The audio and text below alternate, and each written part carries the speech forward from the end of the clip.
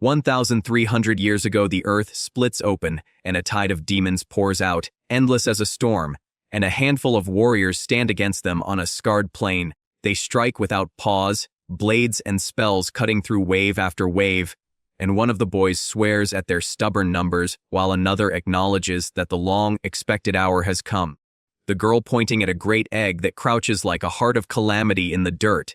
The red-haired fighter admits that they are again too late to stop the egg's laying, that the usual measures cannot hold it this time, and that they are facing the terrible choice they have always faced: I sacrifice themselves to seal the horror away. Then a blue-haired youth appears and unleashes a single, clean torrent of magic that dissolves every egg, bearing spawn in an instant, and when he asks why anyone struggles with such lesser foes, his words hang in the stunned air. Two more men run up, awed and urgent, one shouting the youth's name, Liam, and the other marveling that Liam's strike just now obliterated the spawn in a single stroke. They tell him that his power already stands above the 100-man unit, that his gift reads like a different order entirely, and Liam answers simply that he has taken the 108th ability and made it his own. Shock and a brittle hope spread among them, but the ground keeps giving up more horrors, so Liam channels that stolen force again and sweeps them away in another flawless arc, finishing where others falter and leaving the watchers wide-eyed. Ordered now, the remaining fighters rally behind Liam and surge toward the enormous demon that climbs from the cliff. An old calamity, the kind that awakens once every 3 centuries and births man-eating beasts. The red-haired combatant cannot accept mere ceiling this time and pushes forward, promising to drag the monster from its lair and to end it outright, while Liam prepares to strike with concentrated energy. They explain, in the heat of action, the bitter cycle. Since creation, these calamity demons return, and the 100-man unit, warriors bound to appear each revival, pay with their lives to bind the beast. Red Hair vows annihilation rather than half measures, claiming he can unleash the combined might of all 108 abilities and bear the cost. Their assault shatters the air, but betrayal cleaves the moment. A blow strikes Liam from behind, ripping his legs away and sending him to the ground, and he looks up to find Magretti, once comrade, now treacherous, standing over him. Magretti admits that he cannot allow the Calamity Demon to die, for he wants those 108 powers for himself, and he leans in to curse Liam with immortality, so that the youth never returns by reincarnation. With a cruel smile, he seals a great fissure in the earth and casts Liam down into the abyss, as their bodies vanish and the surface locks like a lid. From the depths, Liam thinks through the wreckage of that day, his friends sacrificing themselves not for true peace, but to keep a certain balance, a balance that benefits someone if the demon revives. He realizes the betrayal is deeper than single treachery and braces as the great demon advances, yellow ichor dribbling and tail sweeping the soil. Thrown into the dark, Liam endures the calamity's torments as Magretti predicted. Every wound heals, every torn limb regrows, for the curse keeps life without release, and century after century the demons spawn, mock and devour him, only for him to rise again. He vows that no matter how many ages pass, his vengeance will not wither. He promises return, to repay the traitor and the false order that condemned him to endless pain. Time does its slow work, and some 1,200 years later, voices rise as ritual hands speak, return his soul to the vessel, summon him back. The vow that once bound him now becomes the key to his rebirth. The scene snaps forward to a pond where a boy named Kai vomits, collapsed and filthy, while a handful of cruel men jeer at his motionless form. One remarks that Kai still breathes, another worries about being punished for failing to know whether Kai lives or dies, and a long-haired young man kicks him for sport, dragging him back under the surface to drown his pride. Resurfacing, Kai tastes humiliation and confusion as they rough him up. A third boy, Joshua, appears with a grin and an injection, boasting that this syringe will make anyone dance like a puppet, and he teases the others about how entertaining it will be to watch Kai become their clown. They pin Kai down and stuff the needle into his arm. He gags and vomits again, lurching into grotesque movements while Joshua laughs and orders him to keep moving, to dance until he collapses. The tormentors howl with amusement, but Kai clings to a stubborn spark of clarity and disgust. Between retches he spits out that he cannot stand them, calling them trash that deserves judgment. When a thug grabs his shirt to demand what he means, Kai grips firmly and refuses to be cowed, the anger in him raw and honest. He does not yet understand all that has brought him here. But one thing is clear to him: these men are beneath him, and trash must be answered.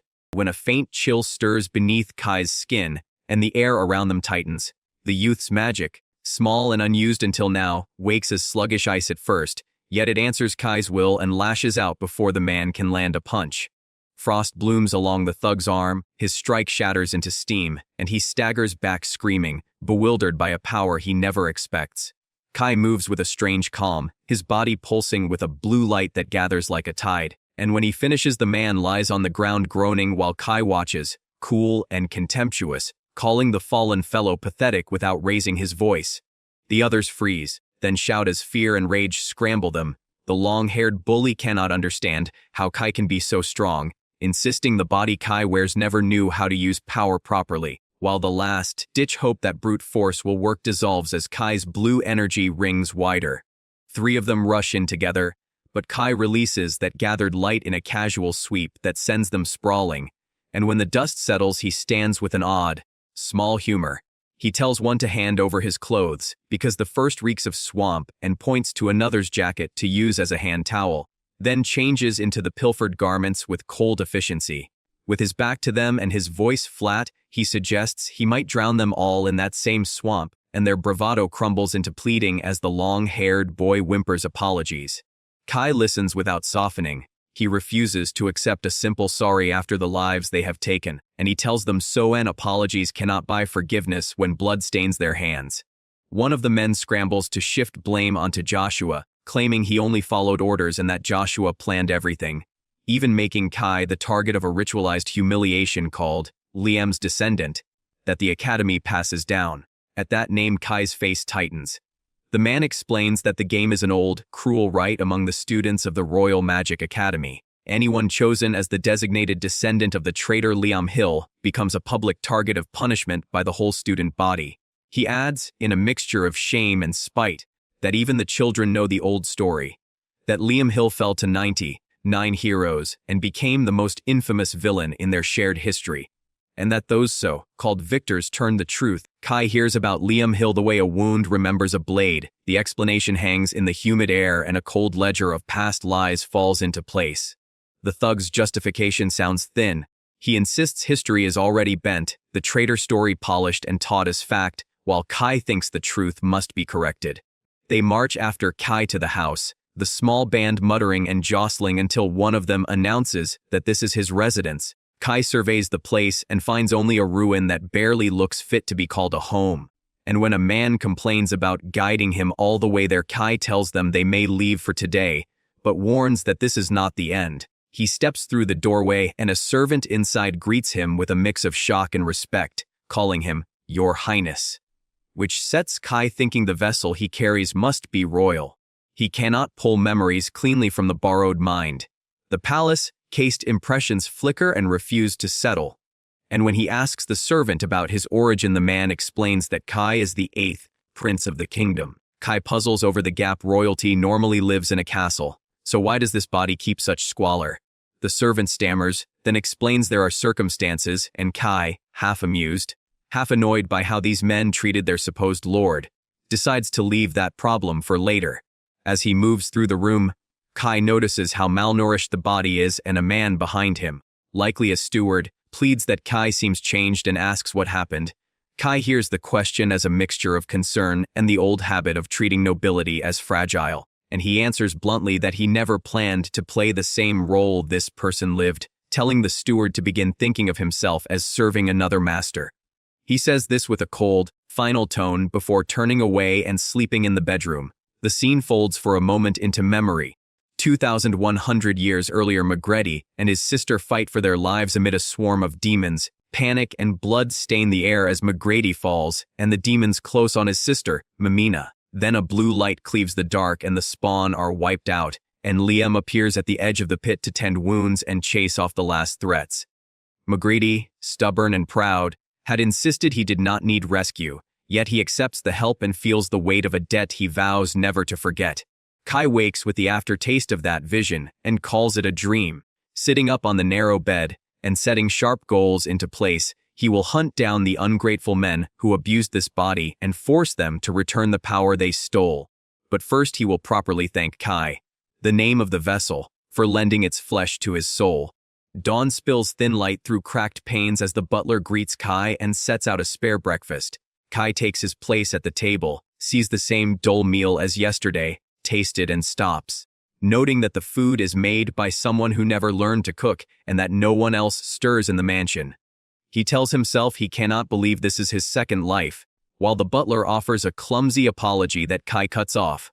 If the servant bears no guilt, there is no need for shame, and picks at the bread anyway, already planning how to improve the household's provisions. Outside, the road to the Royal Magical Academy is a river of students walking in neat lines, and Kai moves among them thinking how to track down the men who abused this vessel and stole its power. He catches sight of Joshua and the same boys who tormented him yesterday, and a crowd circles at the hint of spectacle. The Academy's petty rituals and old cruelties are alive and well. Kai watches as they stir up the mockery, then recalls the way the ritual called Liam's descendant turns a chosen student into everyone's target. The mob urges one another on, and stones begin to fly. Kai stands still while stones hiss around him, his thoughts folding inward to the dull H this body remembers. The bullies grow bolder, chanting to one another that a descendant of Liam has no right to fight back.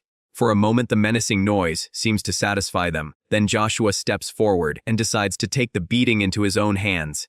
He lunges, and Kai answers with a motion that should be simple resistance, only to see flesh tear away from his hand when the blow lands, the limb falling free in a clean, horrible instant.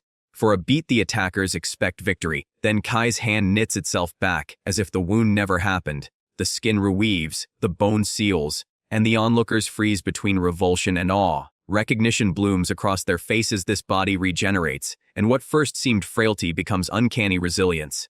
Joshua lashes out with a fireball, confident that flame will finish what blunt force began, but the projectile turns on itself when Kai meets it with a steady, cold will, an eye-born magic that repels and reflects. And the fire collapses into Joshua's own strike, knocking him and his cronies to the ground in a tangle. The students fall silent. The sudden reversal leaves them dumbfounded, and murmurs ripple through the cluster as they watch the supposed victim stand unbowed. Before the situation can fully flare, a teacher appears, one of the school's disciplinarians, stern and used to being obeyed, and derides the scene as misbehavior, dragging Kai toward punishment under the old rules. The instructor refuses to hear excuses and insists on immediate correction, a quick, public humiliation meant to restore the academy's neat order. Kai allows himself to be led away, noting each face in the crowd, some delighted at the spectacle, some already betting on how many weeks Kai will be broken this time. The teacher's hands are hard and clinical. His treatment carries a tone Kai feels is not just discipline but participation in the same cruelty that made this vessel suffer. Inwardly, Kai clenches his hand and remembers. The teacher's scolding is more than a reprimand. Kai senses the same arrogance that bullied the body he inhabits, the same small, vicious joy at another's pain. Where the academy calls it training, Kai names it cowardice. He decides, quietly but with cold clarity, that if the world insists on teaching through humiliation, he will become the lesson they cannot ignore. He will beat the rotten attitude out of them. Locked in a small classroom, the teacher closes the door and the air tightens like a trap. He tells Kai that he already tried to correct him days before, then begins to punish in the blunt, practiced way of a man who believes pain will bend a will. The blows land with a dull thud and a hard edge of intent, and when the teacher strips away the student's outer dignity with cruel words about blood and lineage, the classroom itself feels smaller, full of the old, cruel stories the school repeats to justify power. He uses magic to pin Kai's arms and legs to the wall as if the room itself obeys his hand, mocking the boy's silence and expecting the usual cries and pleas, then lifts a belt as if the sound alone will finish the lesson. Kai stays still, no sound comes. The teacher's sneer grows thin and bored. This is not the performance he expected, and he tries to force the moment into a familiar shape, demanding the ugly noises the system trains its victims to make. When the teacher moves to lash, his wrist freezes in a bloom of frost, a sudden ice that clamps him and drags a sharp note of panic into his voice. He struggles and shouts that this cannot be, that Kai has no right, but the more he fights the more the cold binds him, and the teacher finds himself on the wrong end of the room's power for once. Kai speaks with a calm that cuts through the teacher's bluster. He names the marks he found on the body when he first took it and makes clear that the wounds are not old stories, but fresh crimes. The teacher protests that what he did was education, a word that tastes like excuses, and Kai answers not with rage, but with a quiet, dangerous logic. If the teacher insists on lessons by pain, then show what such lessons teach. He orders the teacher to choose between shaming himself before his pupil or suffering a harsher, immediate consequence when the man balks. Kai offers a cold choice and tightens the grip of his magic until the teacher's resolve cracks. Humiliation collapses into obedience. Under Kai's watchful cold, the teacher strips to the dignity of his own conscience and lashes himself with the belt, each stroke a confession that the school's rituals are cowardice dressed as discipline. He falls away into tears, and the scent of iron and sweat fills the small room. His back bears the shallow marks of his own cruelty, and his hands shake as he says the ritual is done. Kai does not let him rise to relief. There is no mercy in surrender yet, but the moment breaks the teacher's certainty, and the old order shows a crack. Kai steps free and stands over the man who used to hold power. His voice is low and flat as he leaves a final edgy "This punishment is not enough, not a true payment. Only the first demonstration that those who hurt others will one day face their acts reflected back." Outside the schoolyard, students freeze and point as a pillar of cold light rises from the ground like a column of thunder, ice crackling along its skin, and the teacher hangs trapped where the pillar reaches its peak, his voice raw and frantic as he begs for help. Kai stands below, calm and steady, and with a single motion he tightens that frozen hold until the man's pleas sharpen into a clear confession. The teacher, breathless and shaking, names the abuses and calls himself a pervert who used discipline as an excuse, admits the punishments and the lies, and begs the crowd for forgiveness while the chill wind whistles through the assembly. The students watch with a mix of horror and awe. Whispers ripple like a low tide as one voice mutters that the teacher's career is ruined and another asks how he can ever teach again after such disgrace. Kai does not waste the moment on simple revenge. He turns his voice on the gathered pupils and asks whether they find cruelty entertaining, whether they are proud to be descendants of a lie. He points out those who cheered, those who took pleasure in the ritual, and warns that the fate of anyone who shares this man's sin will be the same. Retribution is coming for those who harmed Kai Asher, and none will escape. Fear spreads faster than rumor. Joshua curses and calls Kai a bastard, but the crowd's bravado thins under Kai's steady gaze. A girl sneers, but her voice trembles. Students who laughed before bow their heads. Kai's words rest like a seal over the yard, tremble and await what is coming, for he will not forget. The affair moves quickly into the principal's office, where Kai stands before a cluster of elders whose faces tighten like drawn ropes. The principal speaks first, stunned that a student has forced a teacher to confess in public. He calls the incident unprecedented in the academy's long history, and another administrator defends Piers as an upstanding man who would never commit such acts. Kai watches their lips shape excuses and finds them hollow. He says plainly that Piers confessed that he used corporal punishment to satisfy a private vice, and that Kai Asher suffered under him. Voices split across the room. One teacher says Kai coerced the confession, meaning to discredit Piers, and Miss Keller, sharp and practiced, accuses Asher of habitually twisting the truth. She reminds the principal that Kai Asher has a record of calling bullying where none exists, saying that months ago he cried wolf about classmates and then used the label bullying to win sympathy. The principal, clinging to the academy's reputation, insists the school does not tolerate corporal punishment or bullying, and his tone tries to fold the scandal back into neat rules.